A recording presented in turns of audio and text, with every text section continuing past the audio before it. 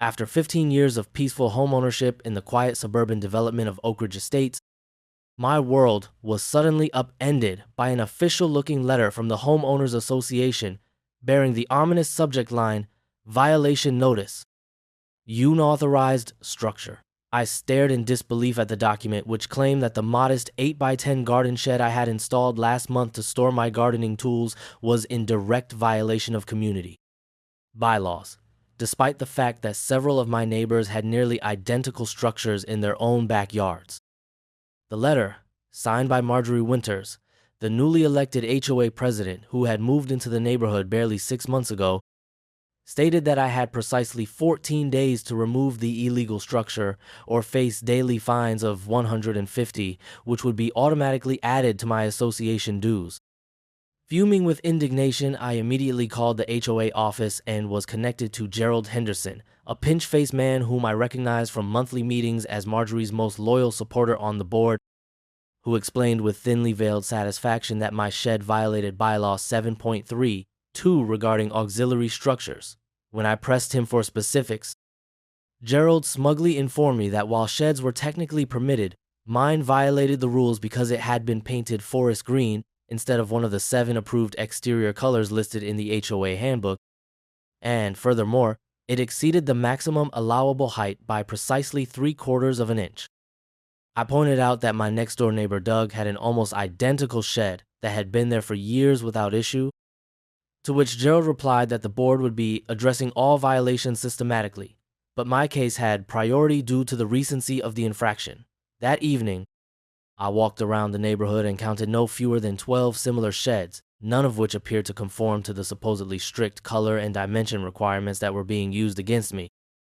The next day, I submitted a formal color change request form for the shed, proposing to repaint it in Oak Ridge tan, one of the approved colors, and I also offered to modify the height issue by slightly sinking the foundation, solutions that seemed entirely reasonable to me. 3 days later, I received another letter informing me that my request had been denied because, once a violation has been identified, the non-compliant structure must be completely removed before any new proposals can be considered, a policy I was certain hadn't existed before Marjorie's tenure. At the next HOA meeting, I raised the issue during the public comments period, only to be cut off by Marjorie after just 30 seconds with a curt reminder that personal grievances weren't appropriate for the General Assembly and should be addressed through proper channels. After the meeting, several neighbors approached me discreetly, sharing their own recent run-ins with the increasingly dictatorial HOA leadership, including Martha Reynolds, who had been cited for having wind chimes that exceeded the approved decibel level, and Carlos Jimenez, who received a violation for installing solar-powered garden lights without prior approval. It became increasingly clear that Marjorie and her inner circle were on some kind of power trip, selectively enforcing obscure bylaws against residents they didn't favor while ignoring similar violations by their friends. While walking my dog that weekend, I noticed that Marjorie's close friend Brenda had recently installed an elaborate gazebo that was definitely not in compliance with the auxiliary structure guidelines, yet there was no violation notice taped to her door. Determined not to be bullied, I spent hours poring over the HOA covenant documents, bylaws, and state laws governing homeowners associations, searching for any loophole or protection that might help me keep my simple garden shed. The more I researched, the more I realized how overreaching and possibly illegal many of the HOA's actions were, but challenging them directly would likely be an expensive and protracted legal battle that I wasn't prepared to undertake for a mere garden shed. When the 14-day deadline arrived, I received a phone call from Gerald informing me that an inspection committee would be visiting my property the following morning to verify compliance,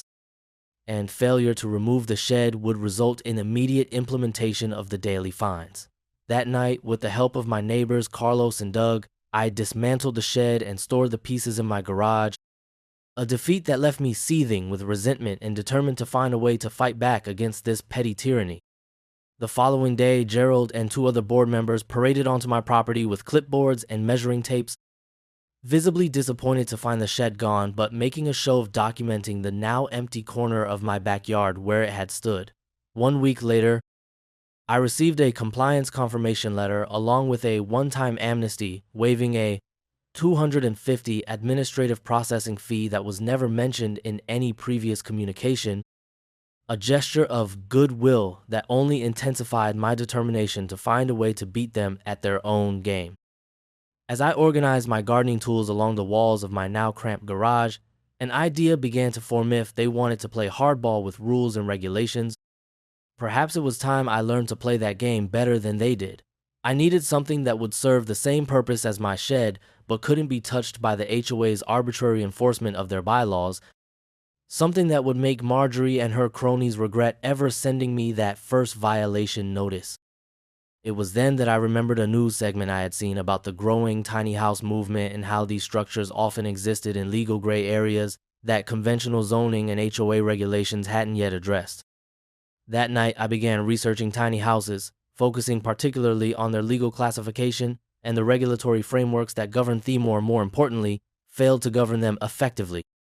As my research deepened, a smile spread across my face. I had found my loophole, and it was going to be glorious. Armed with newfound determination, I dove headfirst into researching the exact legal definitions that separated permanent structures from temporary ones, discovering that in our state,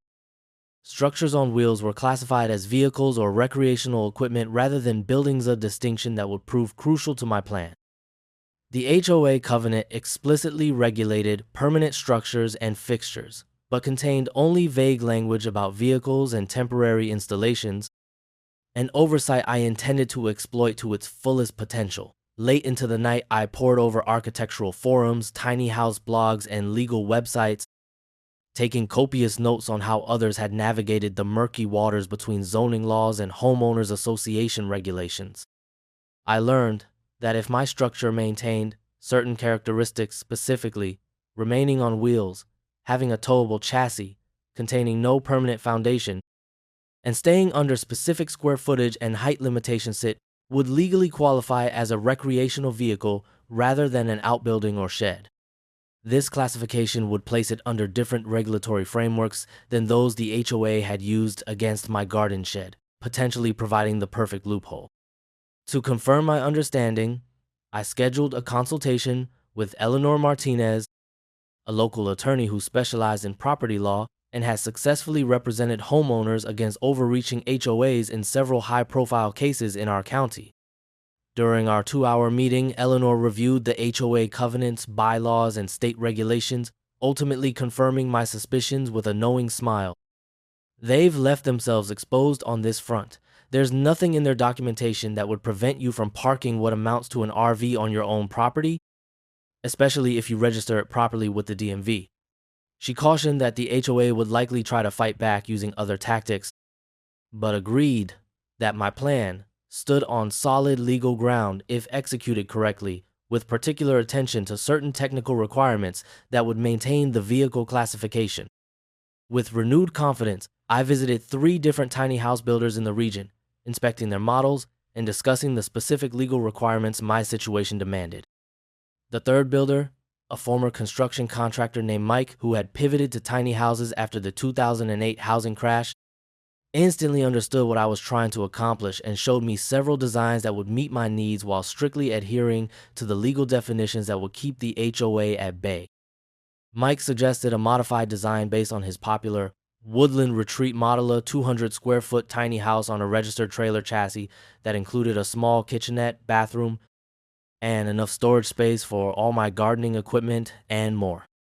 What made Mike's proposal perfect was his meticulous attention to the legal details. The structure would remain on its wheels, though discreetly hidden by removable skirting, would be registered with the DMV as a towable recreational vehicle, would connect to utilities via detachable connections, and would include detailed documentation certifying its status as a non-permanent structure. The price tag was substantially higher than my original shed, nearly $15,000 compared to the $800 I'd spent on the prefabricated shed, but I considered it an investment in both practical utility and the price at $200 I'd spent on the prefabricated shed, but priceless satisfaction of legally outmaneuvering the HOA. Before committing to the purchase, I visited our county office to review local zoning regulations, where a sympathetic clerk named Patricia, who had her own history with restrictive HOAs, directed me to specific county ordinances that further protected my planned tiny house. Just make sure you register it properly as an RV, keep it roadworthy with current tags, and maintain at least 3 feet of clearance from property lines, she advised, sliding me several helpful bookmark printouts of relevant codes. To further solidify my position, I contacted our city's code enforcement department and scheduled a meeting with Chief Inspector Robert Thompson, bringing along detailed plans for the tiny house and specifically asking whether such a structure would violate any municipal codes if placed in my backyard. After carefully reviewing the plans, Thompson confirmed that as long as the structure maintained its vehicle classification through proper registration and remained technically mobile, even if rarely moved, it would not fall under the building codes that governed permanent structures, though he did recommend obtaining a simple parking permit that the city issued for recreational vehicles kept on residential properties. With my legal groundwork thoroughly established, I signed the contract with Mike's company, Freedom Dwellings, for a custom tiny house that would serve my needs while conforming to all relevant laws and regulations. The build would take approximately 8 weeks, during which time I continued my research, joining online forums for tiny house enthusiasts and RV owners who had faced similar regulatory challenges.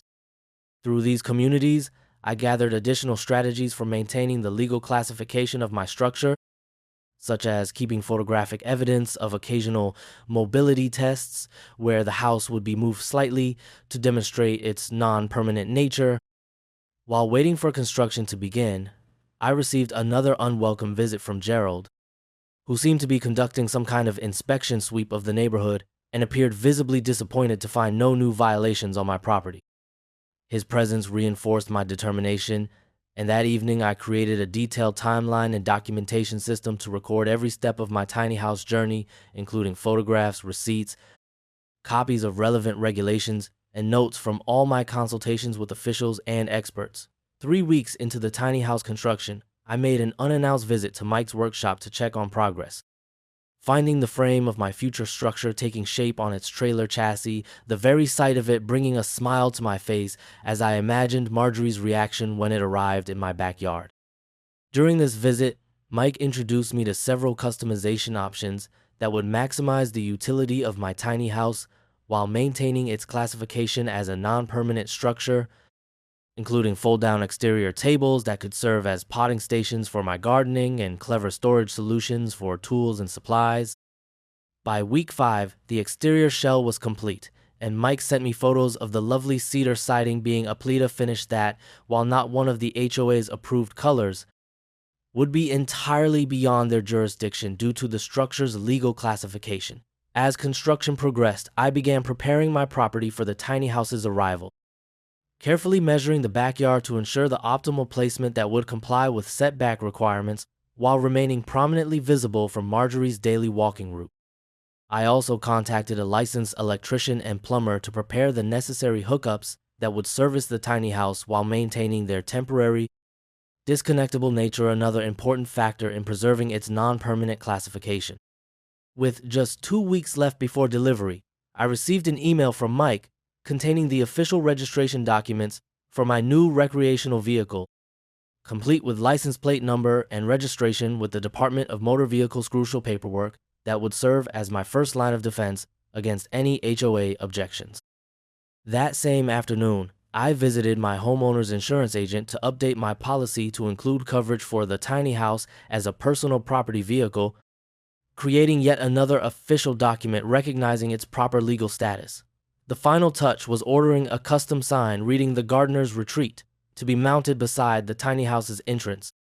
a small but significant detail that would further establish its character as a recreational structure rather than simply a replacement shed.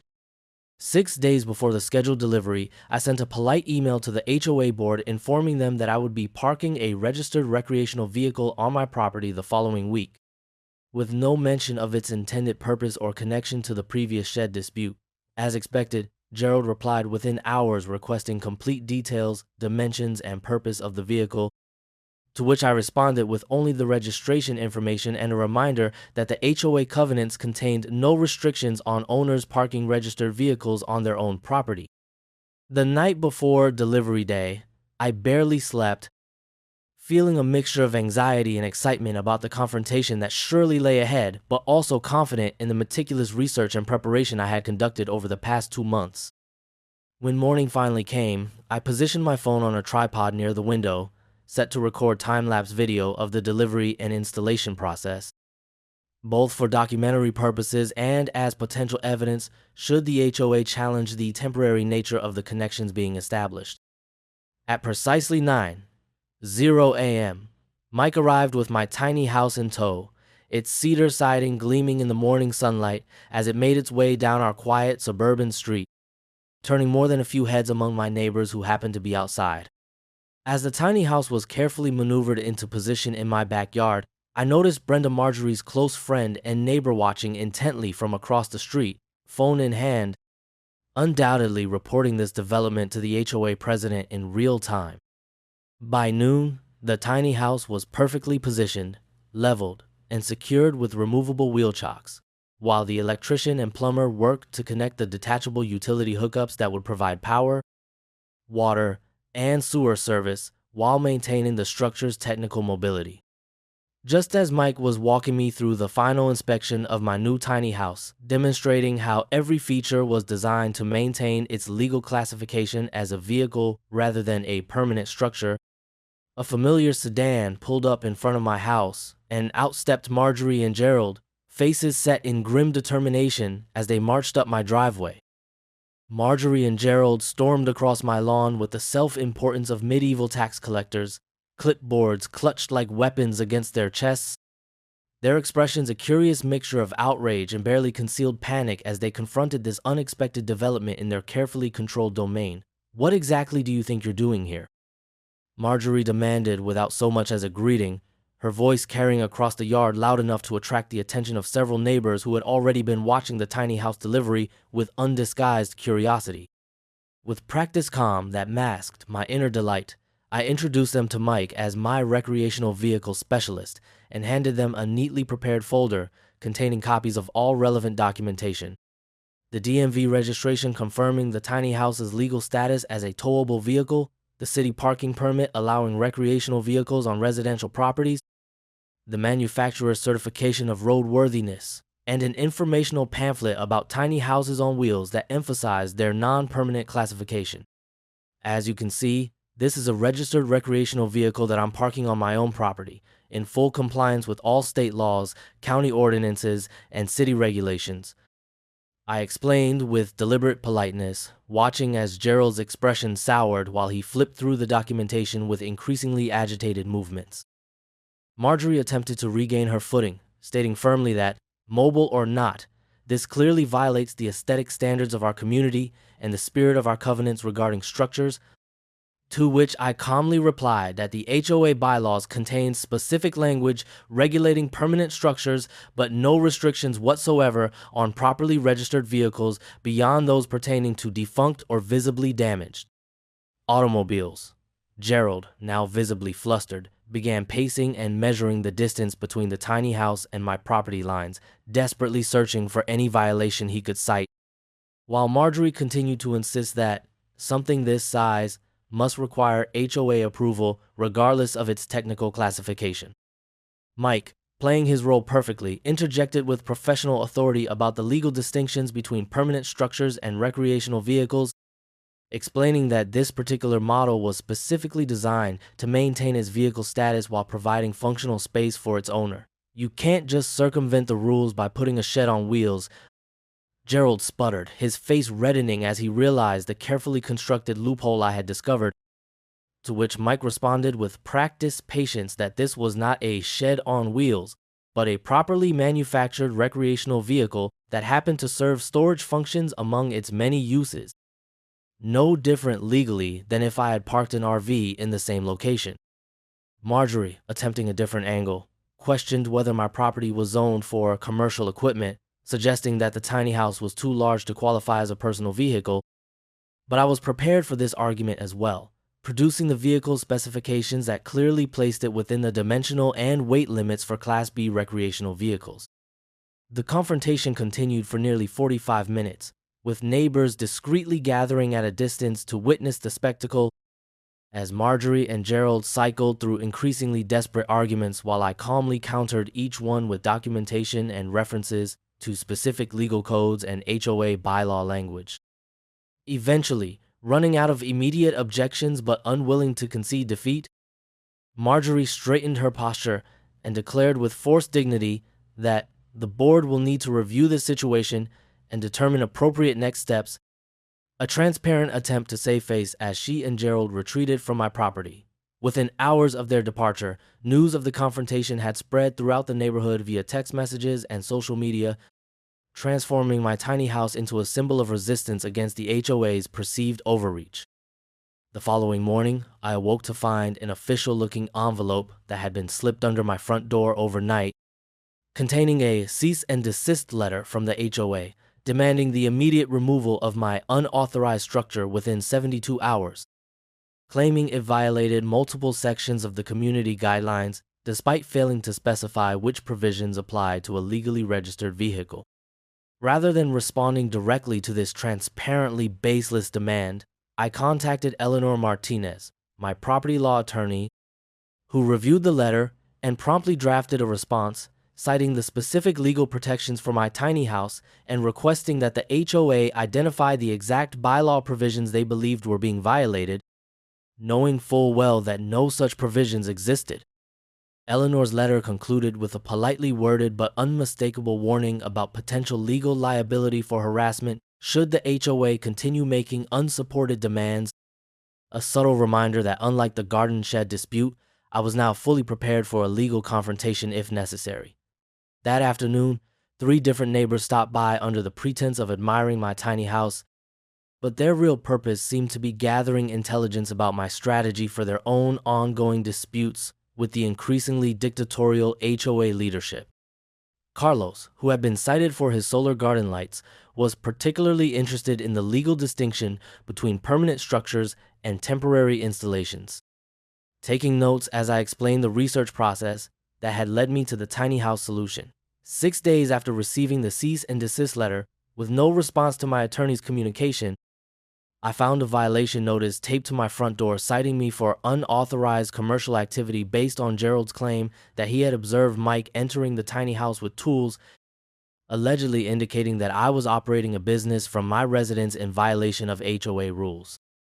This desperate attempt to find some violation they could enforce prompted me to install a small security camera discreetly monitoring my backyard and the tiny house, as I suspected the HOA might resort to documenting or fabricating violations through trespassing on my property when I wasn't home. My suspicions proved correct when, 2 days later, my security camera captured Gerald and another board member entering my backyard without permission and attempting to peer through the tiny house windows, an egregious violation of privacy that Eleanor assured me strengthened our position should legal action become necessary.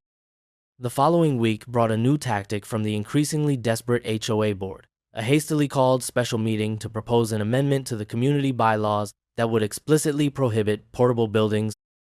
tiny houses, and structures on wheels, regardless of registration status, on any properties within the Oak Ridge Estates development. Fortunately, I had built a network of sympathetic neighbors during this ordeal, and Martha Reynolds immediately texted me details of the meeting, allowing me to prepare a response and rally opposition to the proposed amendment. Understanding that bylaw changes required a 2/3 majority vote from homeowners, I spent the next 3 days going door to door throughout the neighborhood, explaining my situation and the broader implications of allowing the HOA board to retroactively create rules targeting specific residents. By the time the special meeting convened, over half the homeowners in attendance were wearing small green ribbon pins I had distributed, signaling their opposition to both the proposed amendment and the board's heavy-handed tactics. The meeting quickly devolved into chaos as numerous residents stood to share their own stories of arbitrary enforcement and harassment by Marjorie's administration, transforming what the board had intended as a simple vote into a referendum on their leadership. Halfway through the contentious 3-hour meeting, Marjorie attempted to call for a vote on the amendment despite the obvious opposition in the room, only to be interrupted by Douglas Wright, a retired municipal judge and respected community member, who pointed out that proper notice procedures for bylaw amendments had not been followed, rendering any vote taken that evening legally meaningless. Frustrated but undeterred, the HOA board shifted tactics yet again, sending an official notice that my tiny house violated the community's aesthetic harmony requirements and demanding that I submit color samples, material specifications, and architectural drawings for retroactive approval, a transparent attempt to find some technical violation they could use against me. In response, I submitted a thick binder containing professional photographs of my tiny house from multiple angles, detailed specifications of all visible materials, color swatches matched to the cedar siding and trim, architectural renderings from the manufacturer, and even testimonials from neighbors praising its attractive appearance and how it enhanced rather than detracted from the neighborhood aesthetic. My submission, which exceeded the documentation typically provided for major home renovations, also included a cover letter gently reminding the board that while I was voluntarily providing this information as a courtesy,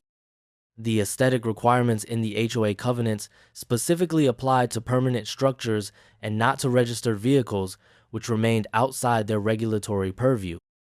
2 weeks after this submission, having received no response from the board, I noticed increased activity around my property, with Gerald or Brenda driving past my house multiple times daily, clearly monitoring for any potential violation they could use against me. In response, I began keeping meticulous daily logs of all tiny house-related activities, documenting regular mobility checks where I would hitch the tiny house to my truck and move it slightly to demonstrate and preserve its status as a non-permanent structure, all captured on my security cameras as evidence of ongoing compliance with the vehicle classification requirements. The situation escalated further when, arriving home from work one evening, I discovered a bright orange code violation sticker affixed to my tiny house door, placed there by city officials rather than the HOA, claiming improper utility connections and potential safety hazards. This new front in the battle required immediate action, so I contacted Chief Inspector Thompson, who had previously reviewed and approved my plans and arranged an emergency inspection for the following morning.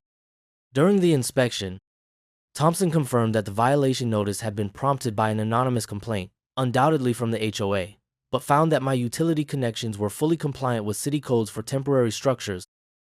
prompting him to remove the violation notice and provide me with an official inspection certificate documenting the tiny house's compliance with all relevant safety regulations. Sensing that the HOA was growing increasingly desperate in their attempts to force the removal of my tiny house, I decided to take proactive measures to protect my position, arranging for professional photographs documenting the tiny house's proper setup, compliance with setback requirements, and aesthetic harmony with the surrounding environment, while also collecting written statements from adjacent neighbors confirming that the structure caused no disturbance or inconvenience to them. This growing file of documentation would prove invaluable in the weeks ahead as the conflict continued to escalate toward what increasingly appeared to be an inevitable legal confrontation. Throughout this period, my tiny house had become something of a local attraction, with residents from nearby neighborhoods occasionally driving by to see the structure that had caused such controversy, and several visitors asking for tours so they could understand what a tiny house on wheels actually looked like, interest that only intensified the HOA board's determination to find some way to force its removal. The situation reached a new level of absurdity when I received a certified letter from the HOA board announcing that they had engaged an architectural compliance consultant who had determined that despite its wheels and registration, my tiny house constituted a permanent structure due to its utility connections and apparent intended long-term placement. Eleanor immediately recognized this as a desperate attempt to reclassify the tiny house under terms the HOA could regulate and drafted a detailed response, citing specific legal precedents establishing that temporary utility connections did not negate a vehicle's non-permanent status, including cases involving long-term RV parking that had been decided in favor of property owners against overzealous homeowners associations. Almost exactly 3 months after the tiny house's arrival, the conflict reached its inevitable climax when I was served with official papers indicating that the HOA was filing for an injunction to force the removal of my unauthorized structure, finally bringing our dispute into the legal arena where I had been meticulously preparing to defend my position since the beginning. As news of the legal action spread through the neighborhood, I was surprised to receive offers of financial support from several neighbors who had faced their own battles with the HOA and saw my case as an important test of the board's authority, but I assured them that I had budgeted for this possibility and was fully prepared to see the legal process through to its conclusion. With the court date set for 6 weeks in the future, both sides began preparing their arguments, with the HOA hiring a prominent local law firm specializing in property disputes, while I continued to collaborate with Eleanor Martinez, who had agreed to represent me at a reduced rate due to her personal interest in challenging HOA overreach. As this crucial hearing approached, I made a final series of enhancements to my documentation, including having Mike provide a signed affidavit confirming the tiny house's design specifically maintained its legal status as a recreational vehicle rather than a permanent structure, and scheduling an official inspection by a state-certified mobile home and RV inspector who provided additional certification of its compliance with all relevant classifications. The morning of the court hearing arrived with autumn crispness in the air, a fitting backdrop for what promised to be the definitive showdown in my months-long battle against the Oak Ridge Estates HOA's increasingly desperate attempts to remove my tiny house. Eleanor Martinez met me for breakfast at a cafe near the courthouse, reviewing our strategy one final time while projecting a quiet confidence that helped calm my jangling nerves as we prepared to face the HOA's legal team. We arrived at the county courthouse 45 minutes early, finding to my surprise that a small contingent of my neighbors, including Carlos, Martha, and even Douglas Wright, the retired judge, had gathered in the hallway outside the courtroom to show their support, many of them wearing the small green ribbon pins that had become a symbol of resistance to the HOA board's overreaching authority. Inside the courtroom, Marjorie and Gerald sat stiffly beside their attorney, a sharp-featured woman in an expensive suit whom Eleanor identified as Victoria Chambers, a partner at one of the city's most prestigious law firms known for representing developers and homeowners associations in property disputes. Judge Samuel Richardson, a silver-haired man with a reputation for no-nonsense efficiency, called the court to order precisely at 9:00 a.m., and the proceedings began with Victoria Chambers presenting the HOA's case for an injunction against my tiny house. Chambers opened with a carefully crafted narrative portraying me as a resident deliberately circumventing community standards through a technical loophole that violated the spirit and intent of the HOA covenants, presenting enlarged photographs of my tiny house that she claimed demonstrated its character as a permanent structure rather than a genuine recreational vehicle. With theatrical flourish, Chambers cited several sections of the HOA bylaws governing auxiliary structures, property aesthetics, and community standards, arguing that regardless of its technical classification, my tiny house functionally served as a permanent structure and thus fell under the HOA's regulatory authority. What we have here, Your Honor, Chambers concluded her opening statement, is a resident who, after being rightfully cited for an unauthorized shed, has attempted to circumvent legitimate community governance by replacing that shed with what amounts to the same structure placed on Wilsa, transparent attempt to exploit a perceived loophole while violating the aesthetic standards and property values the Homeowners Association is empowered to protect. When it was our turn to respond, Eleanor approached the podium with calm assurance, beginning not with emotional arguments but with the legal foundation of our case. Your Honor, this case hinges on a straightforward legal distinction between structures that fall under HOA governance and registered vehicles that do not. A distinction clearly established in both state law and the HOA's own governing documents. With methodical precision, Eleanor presented our evidence chronologically, starting with the original shed dispute to establish the pattern of selective enforcement, then detailing my extensive research and consultation with legal experts, city officials, and professional builders to ensure the tiny house complied with all relevant laws and regulations. One by one, Eleanor entered into evidence the documents I had so carefully collected: the DMV registration, the city parking permit, the manufacturer certification, the inspection reports, and, perhaps most damaging to the HOA's case, photographs of other recreational vehicles parked on properties throughout Oak Ridge Estates that had never been cited for violations despite being larger and less aesthetically pleasing than my tiny house. Judge Richardson listened attentively, occasionally asking clarifying questions about specific regulations or the timeline of events, displaying particular interest in the evidence, suggesting selective enforcement of HOA rules depending on personal relationships with board members. As Eleanor continued presenting our case, I noticed Marjorie shifting uncomfortably in her seat, especially when my attorney displayed a side-by-side comparison of my tiny house with Brenda's non-compliant gazebo that had never received a violation notice despite clearly violating the same aesthetic standards, the braces Allsy aesthetic standards. HOA was now trying to enforce against me. The turning point in the proceedings came when Eleanor called Mike to testify as an expert witness on the design and classification of tiny houses on wheels, explaining to the court the specific features that maintain the structure's status as a vehicle rather than a permanent building. Mike's testimony was devastating to the HOA's case, as he articulated with professional authority how each aspect of my tiny house, from its registered chassis and maintained wheel assembly to its temporary utility connections and lack of permanent foundation, was specifically designed to preserve its legal classification as a non-permanent structure. Victoria Chambers attempted to counter during cross-examination, suggesting that the tiny house was never intended to be moved and therefore functionally constituted a permanent structure regardless of its technical features, but Mike calmly referred to my documented mobility checks and the fully functional towing system that allowed the house to be relocated at any time. The HOA's case suffered another significant blow when Judge Richardson questioned Chambers directly about the specific language in the HOA covenants regarding vehicles, asking her to identify the exact provisions that prohibited properly registered recreational vehicles on residential properties, questions she struggled to answer satisfactorily, eventually admitting that the covenants contained no explicit prohibition, but rather relied on broader aesthetic standards that had traditionally been applied to permanent structures. Eleanor seized on this opening to present evidence of other recreational vehicles parked throughout the neighborhood, including large boats, campers, and traditional RVs that had never been subject to HOA enforcement, despite having far less aesthetic appeal than my cedar-sided tiny house.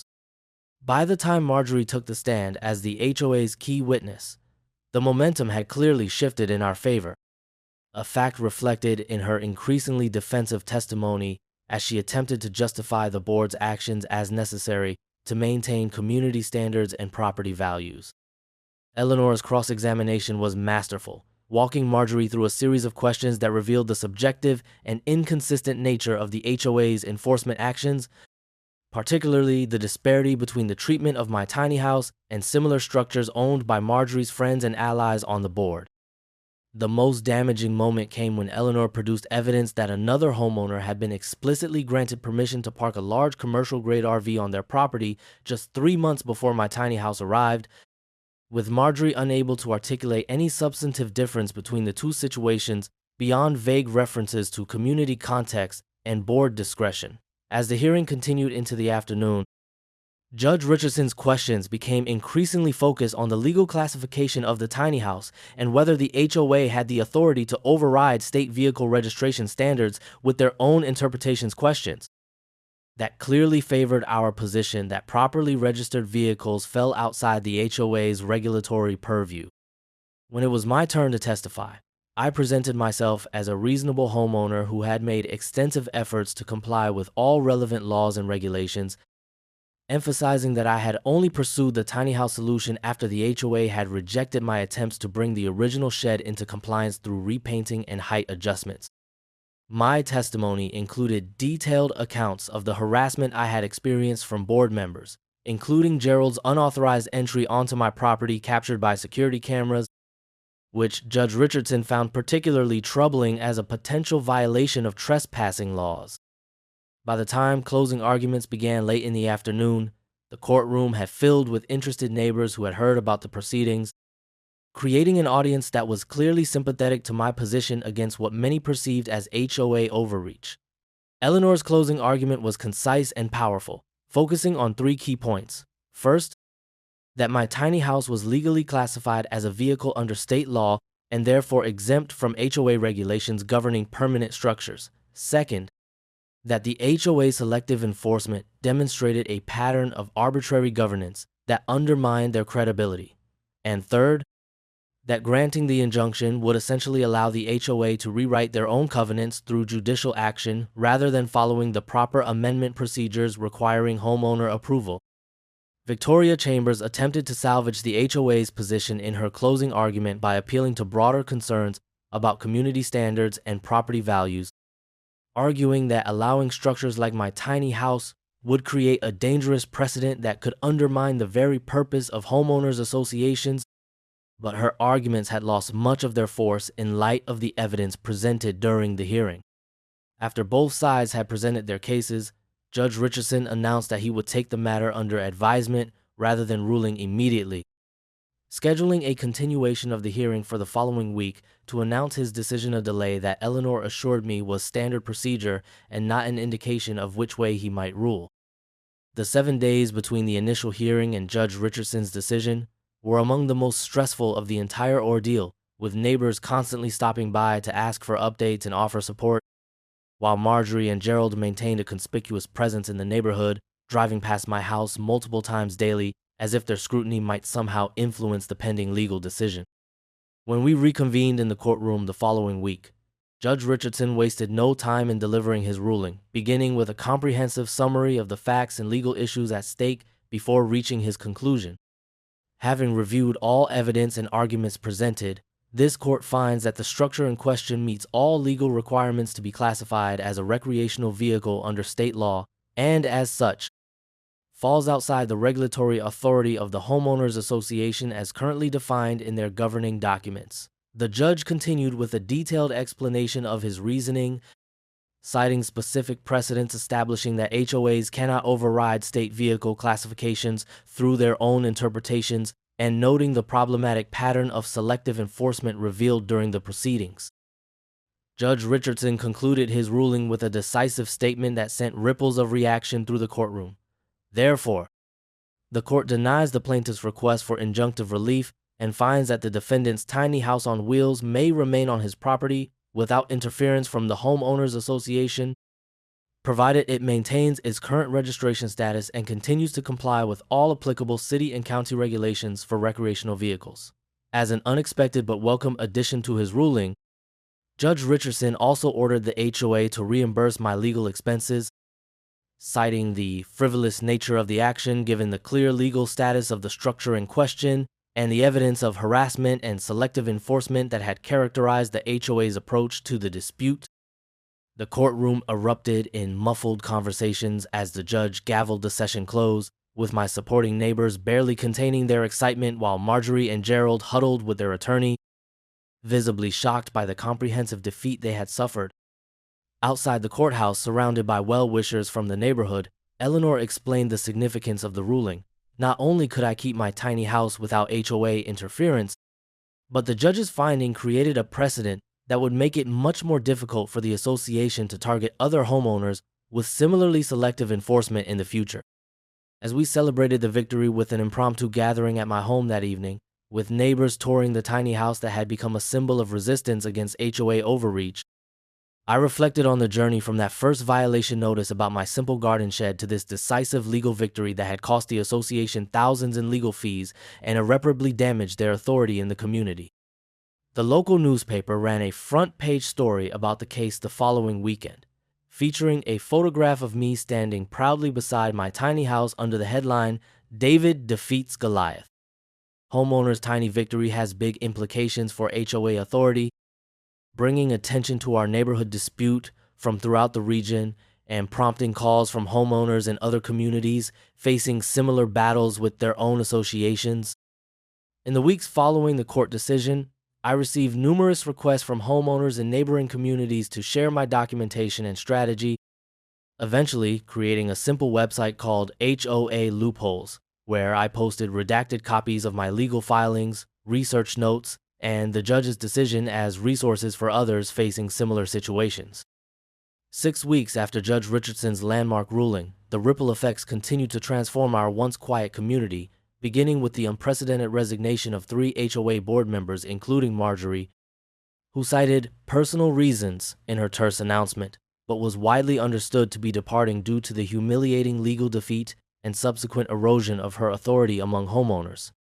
The special election to fill these vacancies attracted unprecedented interest, with 12 candidates stepping forward compared to the typical 1 or 2 in previous years, all campaigning on platforms of transparency,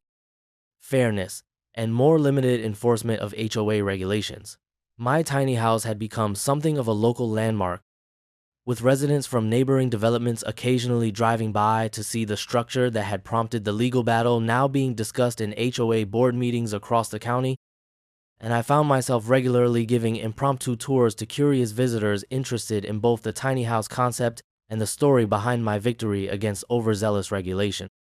Martha Reynolds, who had been cited for her wind chimes early in Marjorie's tenure, emerged as the leading candidate for HOA president, running on a platform she called Common Sense Governance that promised to focus the association's efforts on maintaining common areas and essential services rather than policing minor aesthetic issues on private properties. The election drew a record turnout of homeowners, many participating in HOA governance for the first time, resulting in a clean sweep for reform candidates, including Martha as president and Carlos as vice president,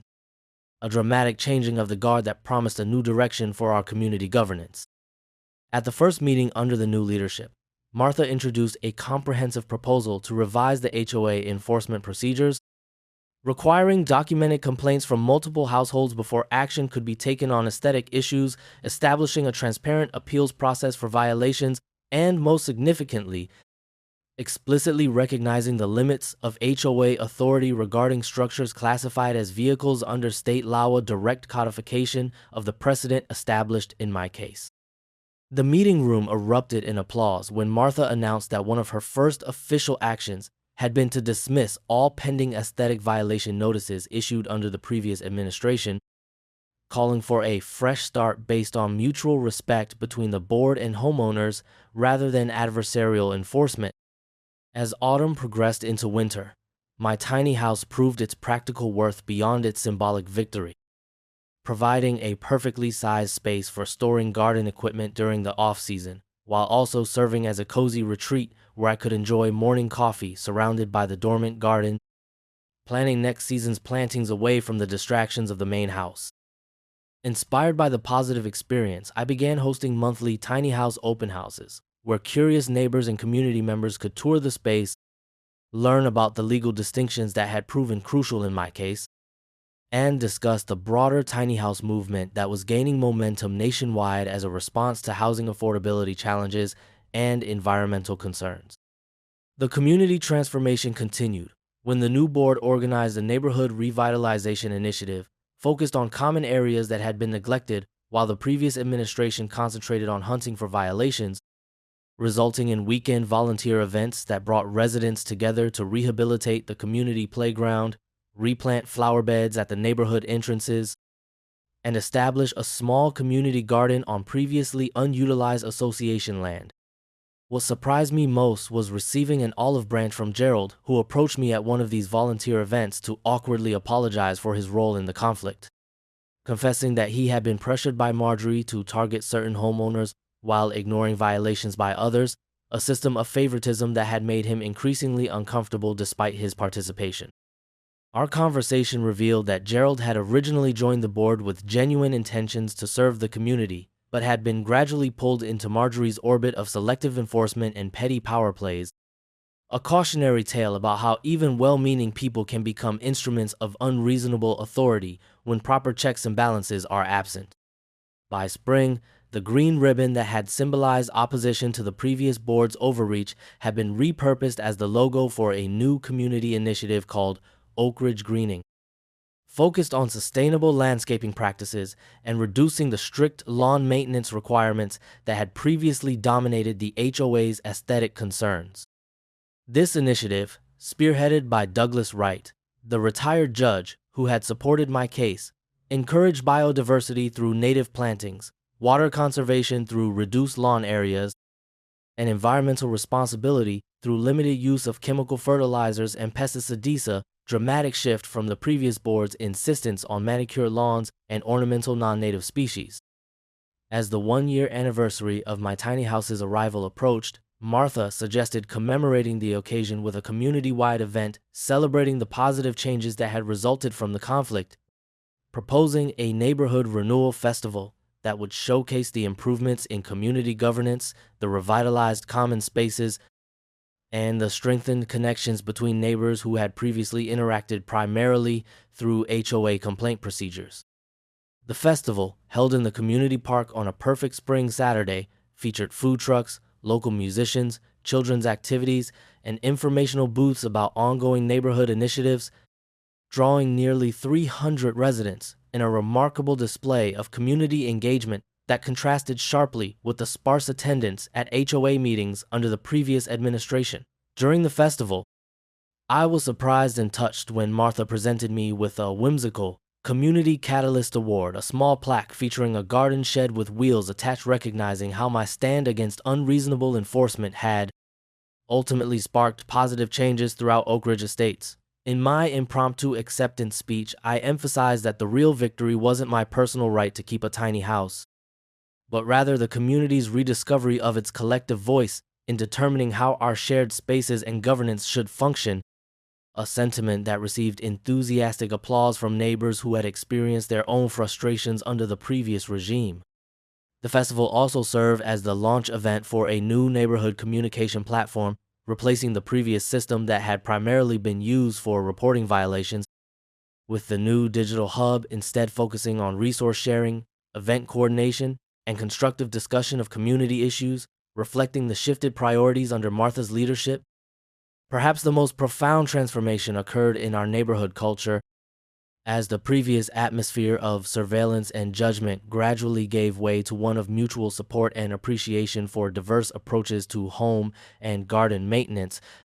with the new board explicitly acknowledging that a healthy community could accommodate various aesthetic preferences while still maintaining overall property values. This cultural shift became evident in small but meaningful ways, such as neighbors offering help rather than complaints when someone fell behind on lawn maintenance due to illness or travel, and the emergence of informal skill-sharing arrangements, where residents with expertise in gardening, home repair, or landscaping would assist others in addressing issues that might previously have resulted in violation notices.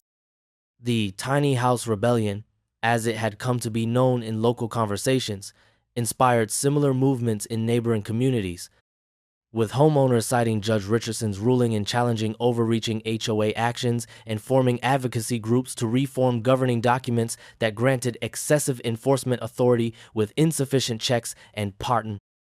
balances. My website documenting the case had expanded into a regional resource for HOA reform, featuring contributed stories from other communities, templates for bylaw revisions, promoting more balanced governance, and forums where homeowners could share strategies for addressing common HOA conflicts of development that led to a feature article in the regional newspaper about the growing movement for accountability in community associations. 18 months after the initial conflict over my garden shed, Oak Ridge Estates hosted representatives from 12 neighboring HOAs for a workshop on balanced community governance, where Martha and the new board shared the revised enforcement procedures, communication strategies, and community building initiatives that had transformed our neighborhood from a battleground of petty regulations into a collaborative community focused on genuine quality of life improvements. Interest in tiny houses also surged throughout the region, with several Oak Ridge residents consulting with Mike about custom designs for their own properties, leading the new board to proactively develop clear guidelines, acknowledging their legal status as vehicles, while suggesting considerate placement and aesthetic considerations as a matter of neighborly respect rather than enforceable regulation. My own tiny house evolved beyond its original purpose as garden storage, gradually incorporating features that made it a functional guest house for visiting friends and family, regulation features that made it a functional guest house for visiting friends and family, regulation features that made it a functional guest house. My own tiny house evolved beyond its original purpose as garden storage, regularly incorporating features that made it a functional guest house, or a transformation that the new board not only permitted, but actively supported by clarifying that such uses were entirely compatible with its vehicle classification, as long as the technical requirements for maintaining that status were observed. The community's transformation caught the attention of urban planning students at the State University, who conducted a case study on how Oak Ridge Estates had shifted from a regulation-centered to a community-centered governance model, interviewing dozens of residents about their experiences before and after the change in leadership, and documenting the quantifiable improvements in property values, resident satisfaction, and community engagement that had resulted from the new approach. 2 years after Judge Richardson's ruling, while enjoying morning coffee in my tiny house overlooking the garden that had flourished under the more permissive landscaping guidelines, I reflected on the extraordinary chain of events triggered by that first violation notice for my modest garden shed. How a petty act of selective enforcement had ultimately catalyzed a community renaissance that none of us could have anticipated. The irony wasn't lost on me that Marjorie's attempt to assert authority over an 8x10 garden shed had resulted in not only my legally protected tiny house, but a fundamental restructuring of the very power she had sought to exercise. A reminder that sometimes standing firm against unreasonable restrictions can yield benefits far beyond individual freedom. This sentiment was echoed during the second annual Neighborhood Renewal Festival, when Douglas Wright raised a toast to the tiny house that built a community,